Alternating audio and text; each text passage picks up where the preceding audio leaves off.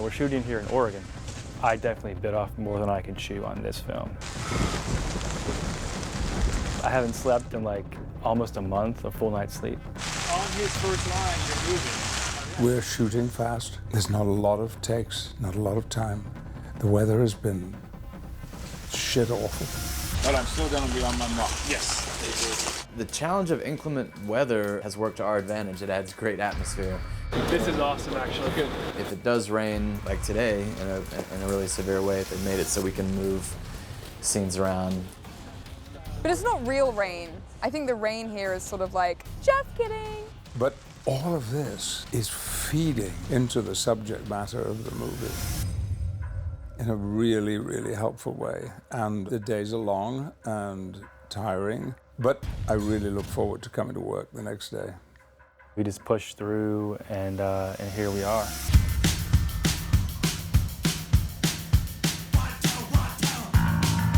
I promised I would never, my first film, Murder Party, was sort of like a contained genre film with an ensemble cast. So I was like, I'm never doing a contained genre film again in a single location. Yet here I am. Let's see how that works. Okay. He had told me about this crazy idea about a band that's trapped in a green room, and they've got a gang of bad guys outside the door trying to kill him. It's sort of thriller that takes place in the punk rock skinhead world, but it's very contained and very visceral. Coming from a sort of a punk rock background, again, this is like 15, 20 years ago. I knew the world, but this also had to be cinematic, and the key was to keep it grounded throughout. I mean, as soon as I read the script, I thought, wow, this is a hell of a story. These are people you don't often see in this way. At some point in the story, I poured a large scotch because of the script. It was so unsettling. I loved Blue Ruin so much, and I adored Jeremy when I met him, and I read the script, and I just thought it was incredible, and I was so intrigued by the subject matter, and I thought it was such a cool combination of such different elements.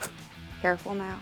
Being a fan of Jeremy's work, there was a certain level of excitement going into reading the script, knowing what this guy and Macon are capable of doing. You saved us all. Getting a film off the ground is the hardest thing in the universe. Scheduling is insane when you're talking to like professional actors who are within the Hollywood system. And so it took a long time, but we landed with the perfect cast. Approximately 10 days elapsed between committing to the movie and landing in Portland, leaving West Oxfordshire and landing up here. I'd started growing a beard. 48 hours before, the director sent me an email saying, oh, would you stop shaving? Of all the prepping, that was the one thing that pleased me most, that we were both on the same page without having discussed it at all. Looks like we tripped our main. And remember, this is a movement, not a party.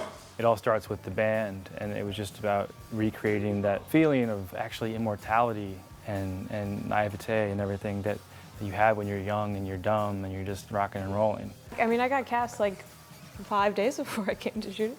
I've played bass before, but not well. But the punk songs have like simplistic rhythms to it, so just like figuring out how to make it look good. And like we really know how to play together really well. Alia came on board, and I realized that was the element that was missing the whole time, is that we just needed a female presence that wasn't like set out to be the female character. She just took the role of a male and she owned it. That was this really great dynamic.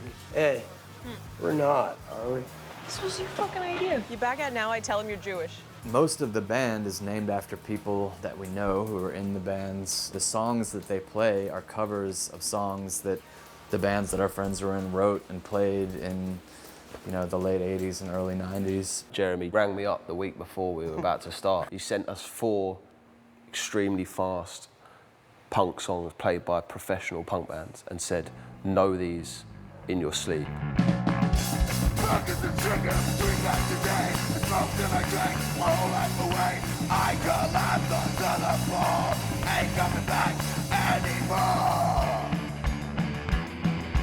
We all learnt the songs to a high level, and we all worked really, really hard to get comfortable and get confident on our particular instruments, and Callum with the singing. So we actually felt like a band rather than just actors on stage trying to blag it. Thank you, that was a cover.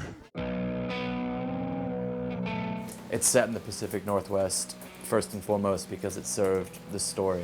It's really fun for me to have a diverse set of looks and to not start the film knowing at all where we're going to go. I think the locations are everything to do with that, and in Mount Hood and the Oregon coast, we're going to shoot some aerials and all of these things that really make the film feel really big and open and breezy. The film starts in the cornfield. Well, I'm thinking like to pick you off here, like the door's open and you're just getting dressed and kind of over here. So people come in the theater and start watching this movie and it feels like they're watching a road trip film. That was an important trajectory for the visual arc of the film, that you could go from these really beautiful open air landscapes and then the film like takes this wicked twist and all of a sudden everything closes down.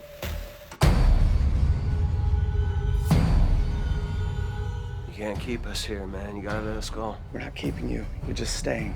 Just because I'm in a tight space, that doesn't always mean I'm going to shoot necessarily wider lenses. I'm going to kind of keep things in perspective. And so if the room's getting smaller, I like that I'm also getting pushed inward and things naturally start getting closer and closer. So we had a lot of wider shots in the opening of the film, and then everything kind of gets tighter and tighter and tighter. This is a genre film, but it's hopefully going to evolve naturally. And there's no grand conspiracy. It's just like this collision.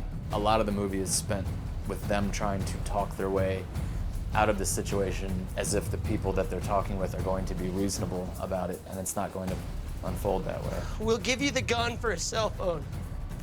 Sorry, no. Okay, well, how about a registered firearm? Funny. You think they know? I think they're smarter than you. Percy. Well, it's a fairly common phobia, but that sense of being in a situation surrounded by people you can't reason with. Empty out your pockets. What is that? Give that to me. Hand it over. Oops. I swear I'm a nice guy in real life. All these bad guys, people are starting to really get a bad idea. I'm a teddy bear.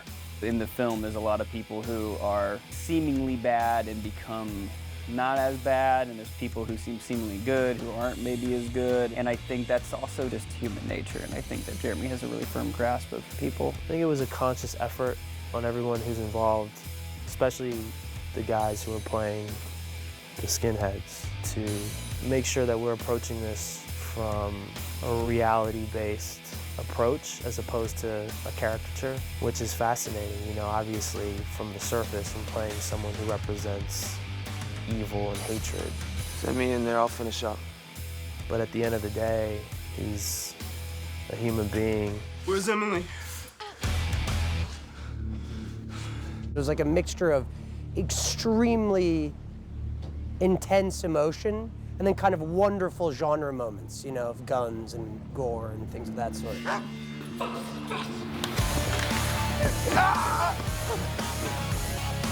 It's like compelling. Yeah, it's compelling. Yeah, it's very cool. He's just pulling you around. More slippery. Okay. Let me move on. When people die in this film, I want the audience to be a little confused. Listen. I want them to be shocked and not roaring and clapping. I want them to feel the impact. As long as they experience it at that heightened level that other kind of films can't do, I'll be happy. Say when they're outside of the venue again, and they're walking through the greenery and the forest, horrific things are taking place, but it's gorgeous. The human folly that you're seeing unfold, the world is kind of neutral to it. You know, it's kind of, it exists whether we are successful or we fail. I was gonna ruin the crime scene. Thought we'd leave a new one. This movie has definitely shifted into more of an exploration of violence, and it's definitely hardcore. It has the genre elements that I love in high-stakes filmmaking, but it's also deeply human and tragic and heartbreaking. You were so scary at night. I respond to movies that make me see the world around me from a different perspective.